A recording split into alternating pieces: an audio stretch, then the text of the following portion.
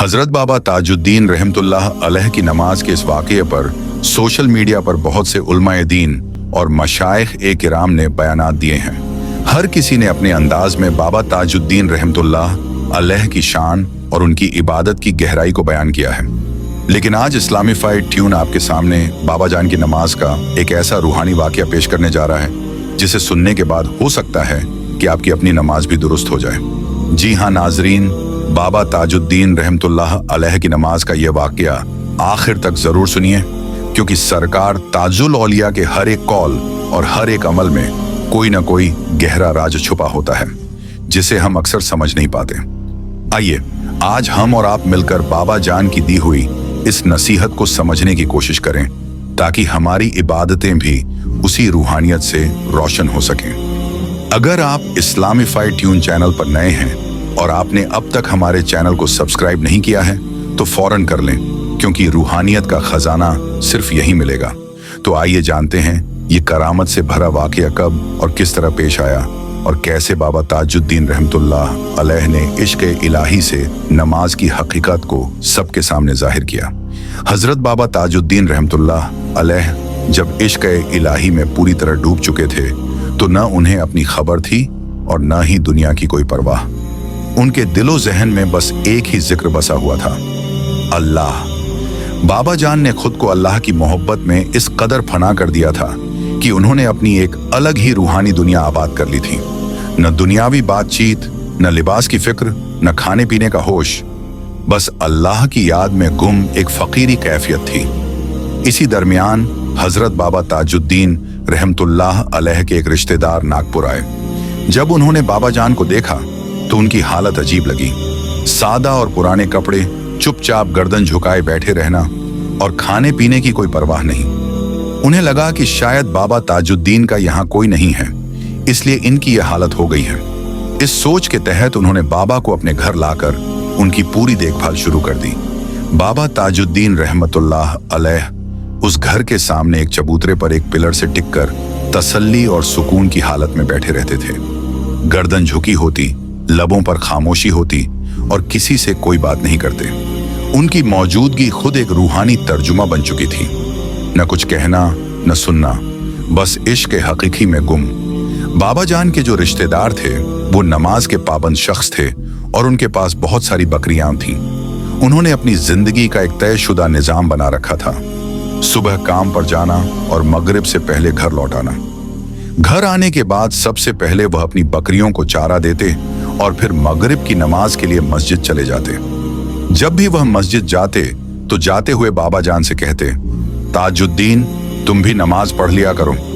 उनकी ये बात सुनकर बाबा जान बस मुस्कुरा देते और फिर गर्दन झुका लेते, जैसे उनके दिल में कोई गहरा राज हो जो लफ्जों से बयान नहीं होता। बाबा जान के वह रिश्तेदार उम्र में जरूर बड़े थे, लेकिन उन्हें अभी इस बात की खबर नहीं थी कि जिन्हें वह अपने साथ घर ले आए हैं वह हकीकत में विलायत का एक अजीम सुल्तान है। शहनशाह ए हफ्त ए अकलीम हजरत बाबा ताजुद्दीन रहमतुल्लाह अलैह। वो रिश्तेदार दिल से बहुत खुश थे, क्योंकि जब से बाबा जान उनके घर आए थे घर में रहमतों और बरकतों की बारिश होने लगी थी। उनके रुके हुए काम बनने लगे थे, परेशानियां और बीमारियां खुद ब खुद दूर हो गई थीं। एक दिन जब हमेशा की तरह वो रिश्तेदार मगरिब से कुछ देर पहले घर लौटे और नमाज को जाते जाते उन्होंने बाबा ताजुद्दीन रहमतुल्लाह अलैह से थोड़े सख्त लहजे में कहा, ताजुद्दीन तुम दिन भर यहाँ बैठे रहते हो, मस्जिद घर से कुछ ही दूरी पर है, वहां जाकर नमाज पढ़ लिया करो। इतना कहकर वह मस्जिद की तरफ रवाना हो गए, इस बात से बिल्कुल गाफिल कि जिनसे वो ये बात कह रहे हैं वो खुद उस मकाम पर फैज हैं जहां एक एक लम्हा अल्लाह की याद में सरशार होता है। एक दिन ऐसा हुआ कि वह काम से घर लौटते हुए देर से पहुंचे।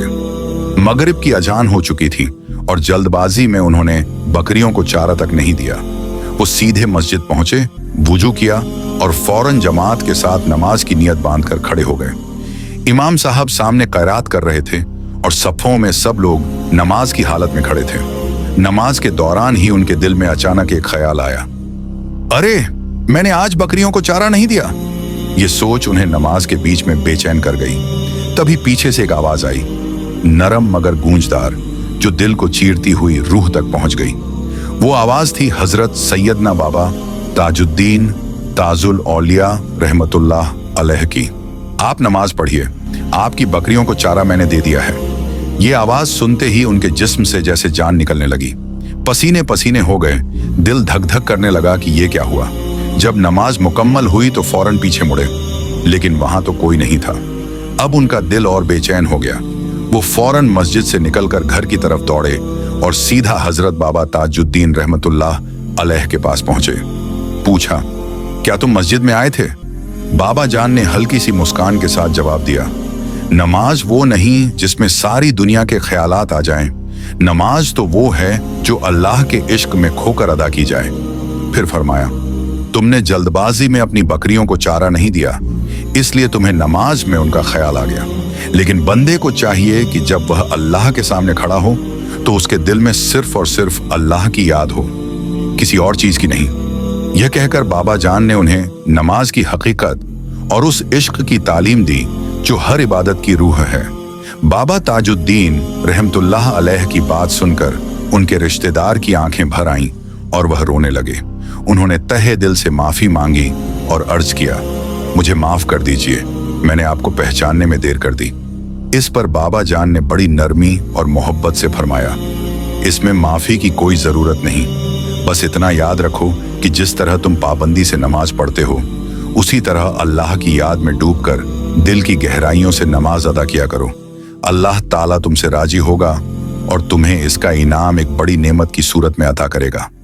कुछ दिन वहां रहने के बाद बाबा ताजुद्दीन रहमतुल्लाह अलैह ने फरमाया, अब मुझे नागपुर जाना है, क्योंकि मेरे बिना मेरा नागपुर तन्हा और अधूरा है। ये सुनकर उनके रिश्तेदार ने अदब के साथ उन्हें नागपुर वापस पहुंचाया। वहां पहुंचकर उन्होंने बाबा जान से इजाजत तलब की और फिर नम आंखों और दुआओं के साथ लौट गए, एक ऐसा तजुर्बा लेकर जो जिंदगी भर के लिए उनकी रूह को रोशन कर गया।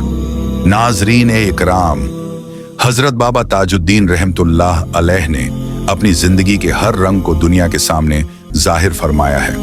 कभी खामोशी में करामत, कभी इबादत में तालीम और कभी मोहब्बत में तबलीग। लेकिन अफसोस, कमी तो हमारे समझने और महसूस करने में होती है। अगर आपको यह वीडियो पसंद आया हो तो एक लाइक और शेयर जरूर कर दें, ताकि और लोग भी इस वाक़े से फायदा उठा सकें। फिर मुलाकात होगी एक नए वीडियो के साथ। तब तक के लिए अल्लाह हाफिज।